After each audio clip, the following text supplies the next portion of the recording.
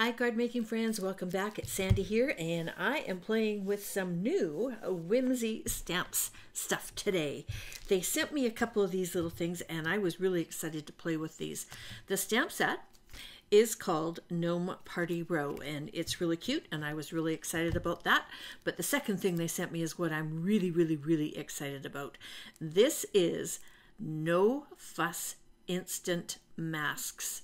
So, you know, when you're trying to get maybe that little gift box in front of the gnomes and then maybe you want some of the balloons up in behind them, you have to stamp all these guys onto sticky paper and then you have to fussy cut them out. Well, guess what? No more.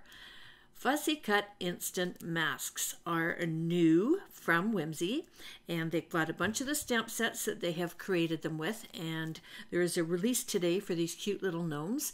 And see, they're all pre-cut and you just peel them back and put them over top. So I'm going to show you how they work.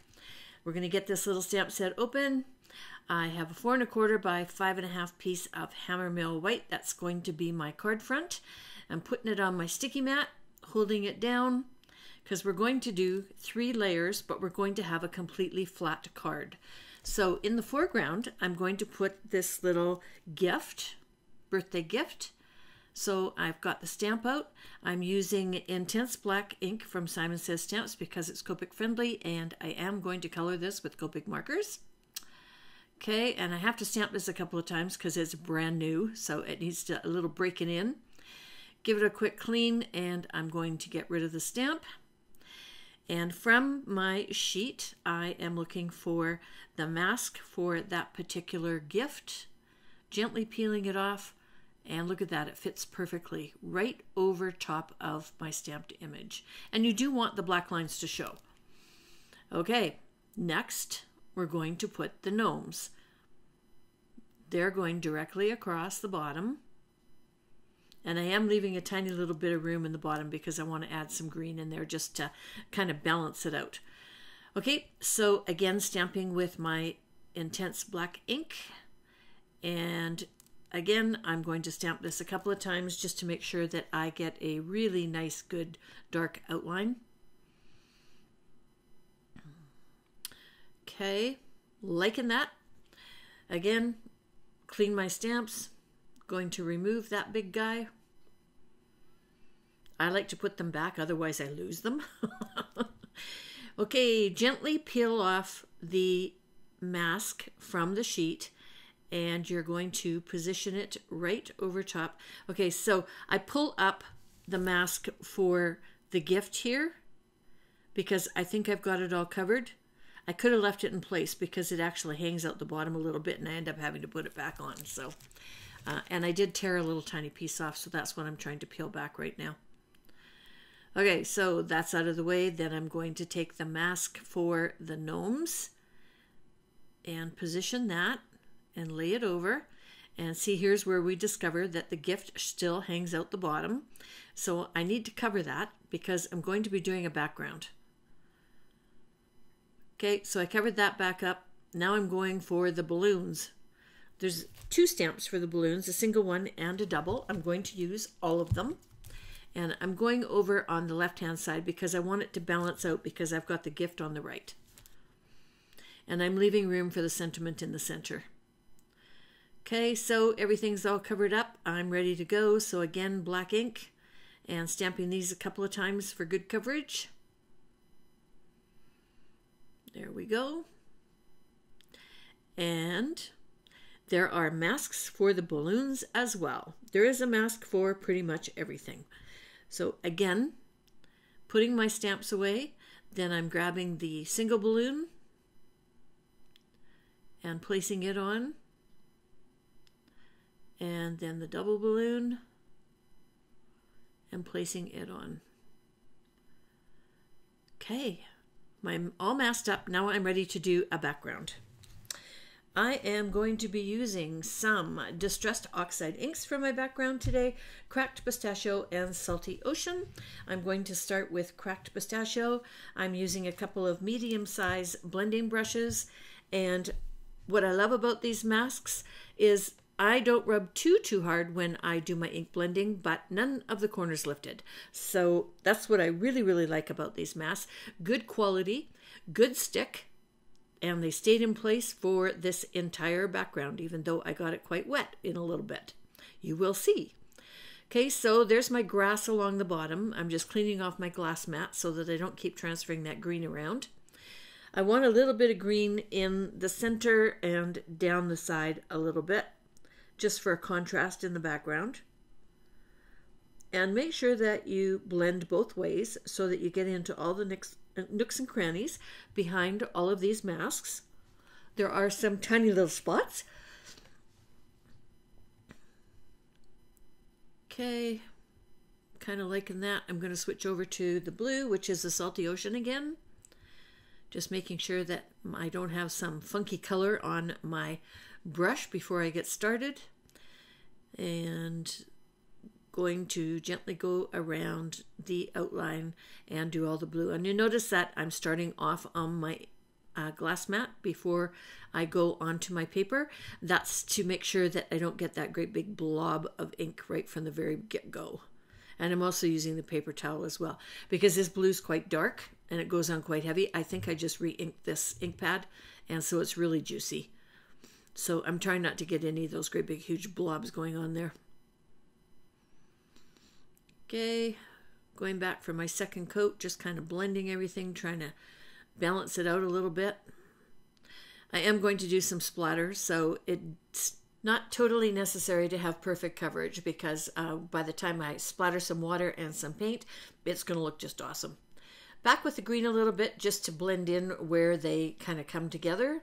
Okay, making my mess go away, getting ready. I'm going to grab a couple of my magnets. These come with my glass board, and I like using these to hold things in place. I've got some water, just going to splash it into my hands and then splatter all over, and then quickly pick it up. This isn't watercolor paper, so we don't want to get this too wet or it's going to get really ripply. And that's the other nice thing about the masks. I left them on so that anything I'm going to be coloring is not going to get wet and get kind of warped as well. Okay, so I'm going to do a little bit of white splatter, and I'm using my Gansai Tambi. Down in the bottom row, there are, let me just move this over, there's a white and there's also an iridized white, and it is beautiful. So I'm just going to mix this up a little bit with some water, and I actually use the clear plastic lid that is inside this watercolor package to just double check and make sure my splatter is a good size, and it is. So off we go. I'm going to splatter this up, and then I am going to leave it to dry. I'm not going to heat set this because I don't want to activate the glue that's on the back of the mask. So I just walked away and chose all my Copic markers and got ready to do some Copic coloring. I'm going to do these in watercolor. I am going to speed it up, but I'm going to go through the whole process because I've had quite a few people ask me about Copic coloring. So here you go. It's going to be a long video. Sorry about that, but hey. The masking is now coming off, so you want to very gently peel this back, making sure that you grab a hold of any of those little tips and along the bottom around their boots, gently pulling that up, because you can actually use these a couple of times. So there's 4 in a package. For, I believe it's $4.99. Let me just double check here. $5.99. 4 sheets, and they are reusable. They're repositionable, and I'm guessing by the feel of the paper, you should be able, if you take good care of them, to use them 5 or 6 times. Okay, and I'm putting them back onto their little wax paper that they came on, because I know I'm going to be using this again. This is such a cute stamp set. Okay, there's our pretty background all ready to go. Now we can do our coloring. I did a legend for most of the Copics that I'm using. When I get near the end, I do add some more. So there is a picture over on my blog of the complete legend of every single color that I used. And as I said, I'm going to rainbow these. For the skin, I'm doing E51, E53, and then R11 and R21 for some pink for highlights for cheeks, etc. And these little noses are just pretty small, so 2 colors is good enough. I'm just highlighting a shadow with the darker of the browns, the E31. Okay, and then I'm adding a little bit of pink. That's R21, I think. And then coming back in and blending them together with E51. Sorry, it took me a couple of minutes before I remembered to start putting the lids up for you. Okay, so that's fast and easy. Basics of Copic coloring, using 3 colors, light, medium, and dark, and then going back and blending with the light. Okay, so we're going to do the whiskers, and we're using grays for these in the N family, N0, N2, and N3, and basically just a little tiny flick with the colors just to add some highlights to the little beards. And I'm going like over top and just close to the previous one, starting with the lightest and working to the darkest. So starting with N0, and you can kind of use the outside border line of the whiskers to kind of tell you where to add some of the flicks and which direction to put them. That's what I kind of use to gauge. Okay, and then I'm going back in with the N3, that's the darkest, and just going over top of what I previously colored. And back with N0 and blending them a little tiny bit.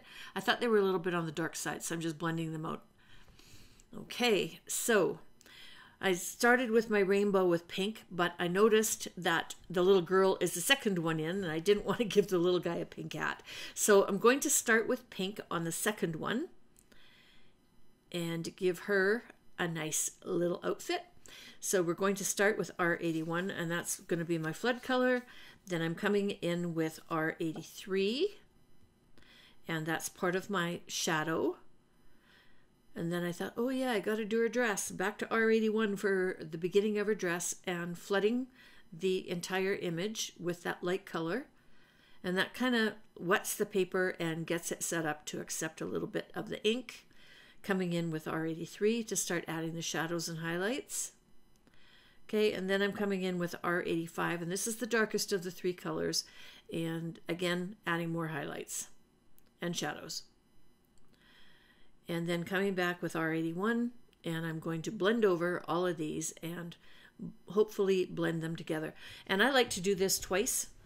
As soon as I'm finished all of this, you'll see me pick up R83 again, and I go back over and do the highlights and the shadow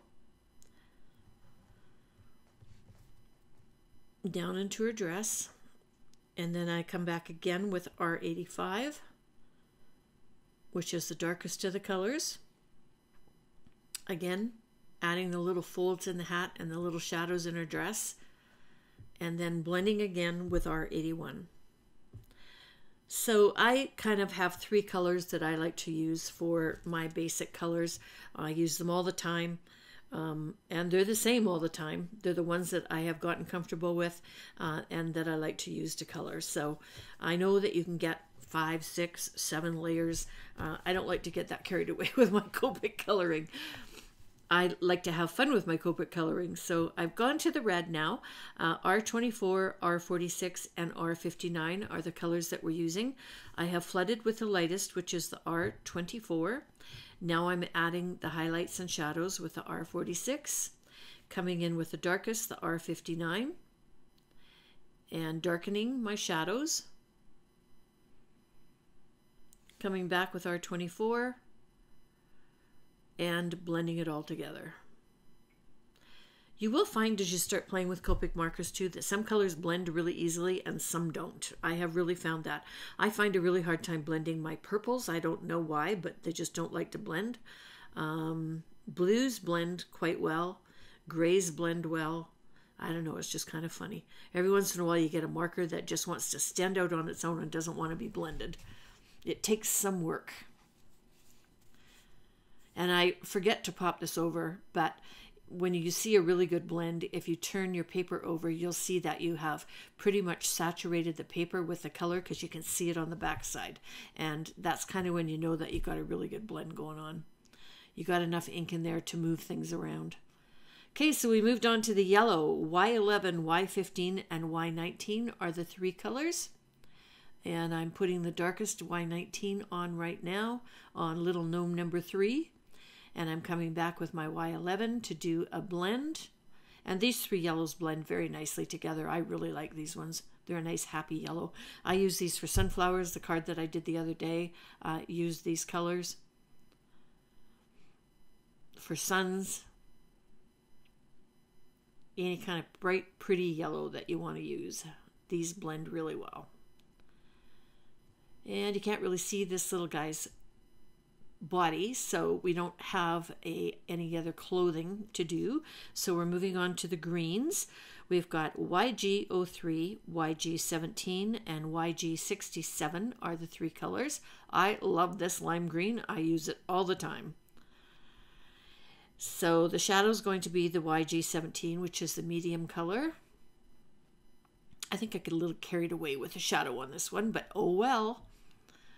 I'm not going back now. Adding my third color, the YG67, which is going to be my deep shadow. And then coming back in with YG03 and blending them together. And this one does take a bit to blend. So I'm going to the middle one, the YG17 for my second layer.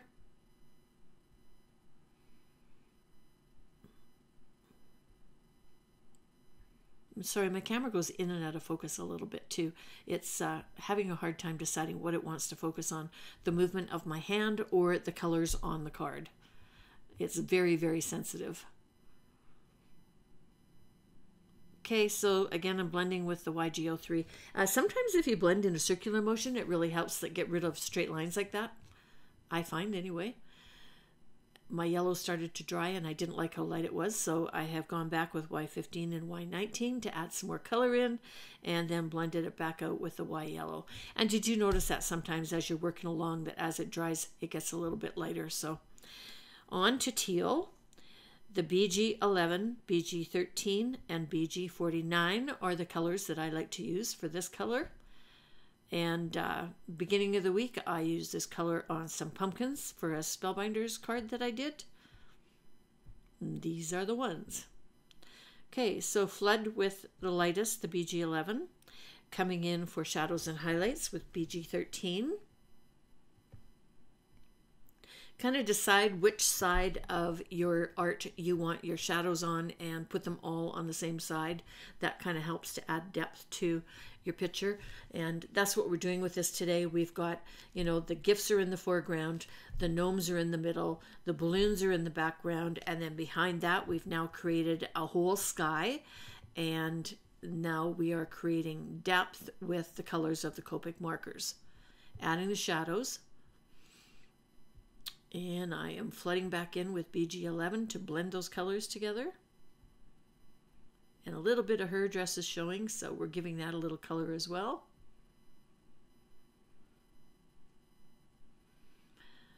And then I have to do my second layer. So coming back in with my 13 to add the second layer of the shadows. And the 49 for the dark layer. And then blending with my BG11. You're going to get tired of me saying this, aren't you? We've only got 2 more gnomes to go. And then we get to do some highlighting and stuff too, which is kind of fun. Okay, so just scribble and blend. On to the blues, and they are B12, B24, and B26.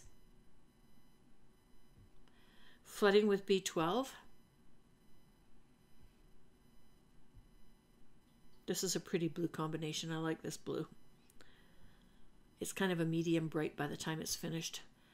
Okay, highlighting shadows with B24. And then coming in with deep shadows with B26.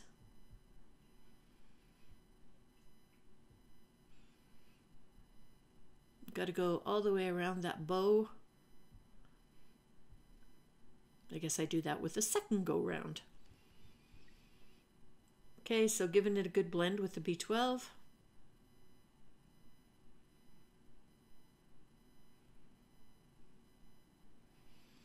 Coming back in with the B24. And then the B26.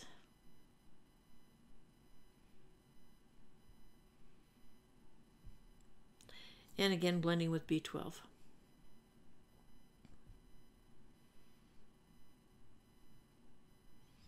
It's fun to see this come together as a little rainbow. Okay, so purples, V12, V15, and V17. And sorry, I accidentally stuck 17 in the middle. It should be over on the right as the darkest color. Flooding with V12. The medium is the V15, and so adding the highlights and the folds.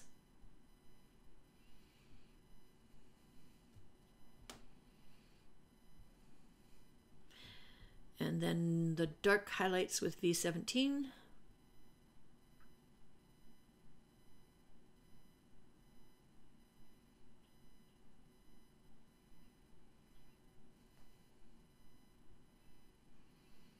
And blending with V12.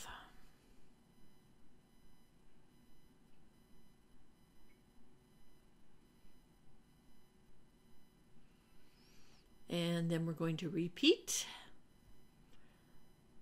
Blend those colors a little bit better. V15 and then V17.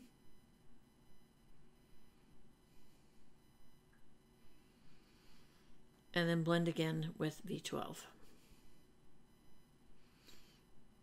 Okay, so I have got E51 and I'm adding their little faces, just adding some skin marks. And it's so small that I'm only going to do one color. Okay, so this is R21. I'm giving cheeks to the two little girls, and then I'm adding a little bit of pink to the top left side of everybody's nose.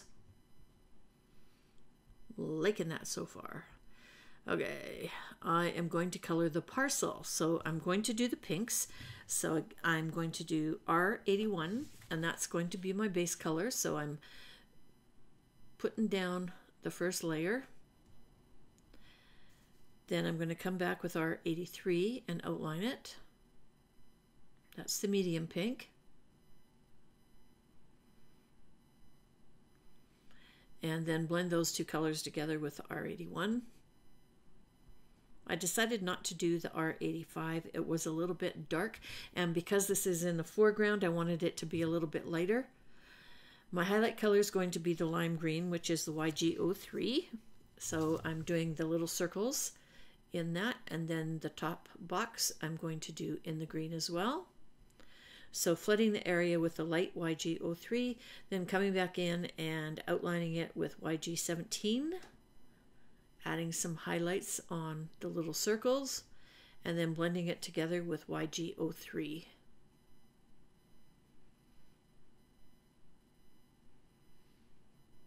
Kind of took out the whole face of the blue gnome, didn't I?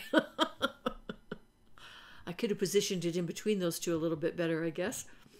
Poor little guy. He's probably snoozing anyway, right? Okay, so the bow at the top is going to be the pinks, and this time I do all three colors. So I'm flooding with R81. Coming back in and starting to add the shadows with R83. And deepen the shadows with R85.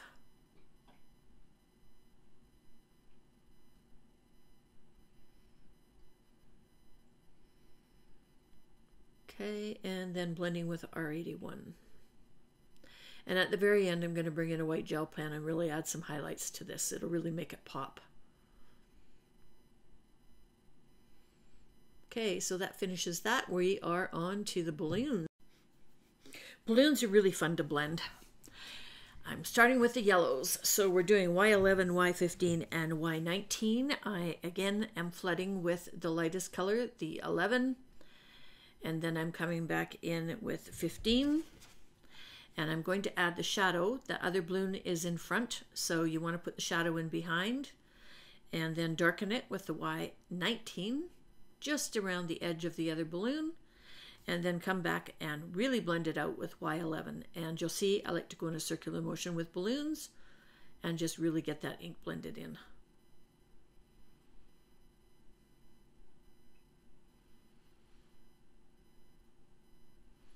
I'm going to add a second layer with the Y15 and then again the Y19 and then blending it out with Y11.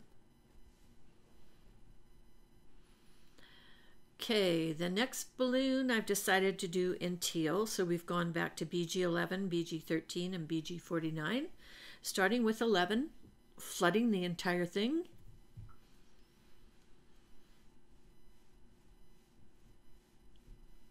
Okay, I'm going to add my shadow and some highlight on the left-hand side with BG13, and then darken the very edge of the shadow with the BG49. And coming back and blending it in with BG11. This is one of those colors that is a little bit hard to blend, so you definitely need to do 2 layers when you're using these color combinations together so that you get a good blend and you don't have that really, really stark line where the shadow starts. But once it's blended, it's pretty. This is one of those colors I could play with all day long, and sometimes I do. Okay, so really getting in there and giving it a good blend.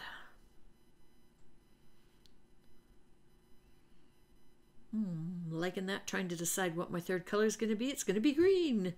Okay, so YG03, YG17, and YG67, flooding with YG03. Bringing in YG17 for my shadows, again down the left side. And then a tiny bit flooding with the 03 again, trying to blend that out.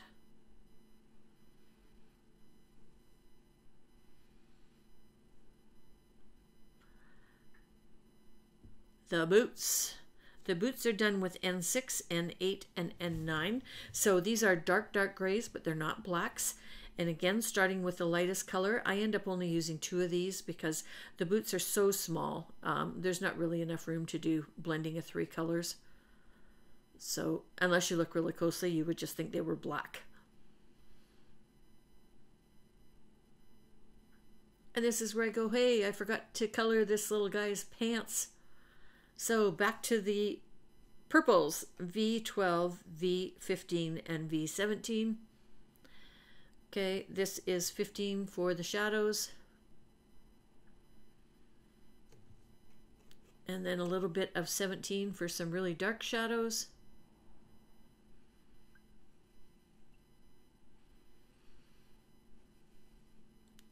And blending with the V12.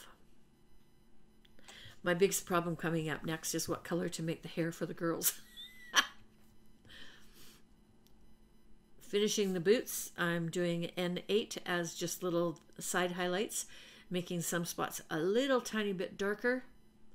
And that's all I'm going to do on the boots. Okay, so I'm loving this so far. I decide that the little girl in the middle is going to be a blonde, so I'm going to use these same yellows, Y11, Y15, and Y19, and I'm going to do a flicking technique when I add the color in so that it looks like strands of hair. So you'll see I just kind of flick, little tiny flicks, and from both ends. And that helps it to look like hair. And doing all 3 colors again, and then coming back and blending in with the lightest color, the Y11.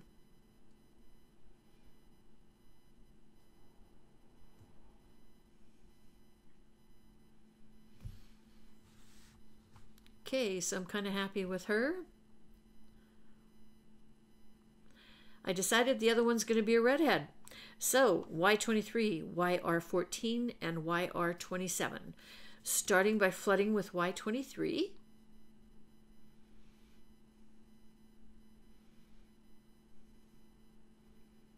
filling in all of her hair. And then again with the little tiny flicking technique, YR14. And again, where the artist put the little lines in her hair, you want to go in those directions. It helps to kind of make the hair flow. And finally, the darkest color, YR27. Being careful where you flick with this because it's the one that's going to show up the most. And leaving some of the Y23 showing where there's going to be some highlights. So where maybe the sun is shining on her hair. And on this side, it's going to be a little bit darker because she's standing behind the green gnome.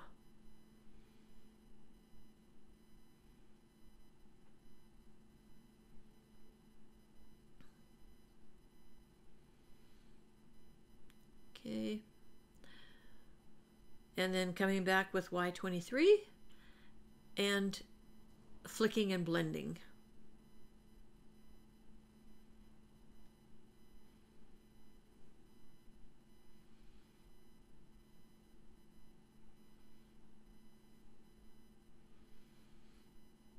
I have a little bit of red that went into the beard, so you can use a 0 and push it back to where it needs to go. It doesn't erase it, it moves it, so you got to be careful which direction you push it in. Okay, a number 10 jelly pen from Sakura. And I'm doing that for my highlights. If my pen quits working, you'll notice that I rub it on my finger. That seems to get the little ball rolling. Okay, and I'm just going in and adding little white flecks of highlights.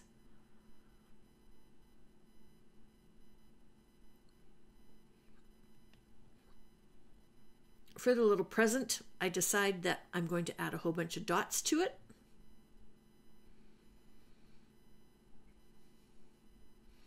Give it a little bit more detail.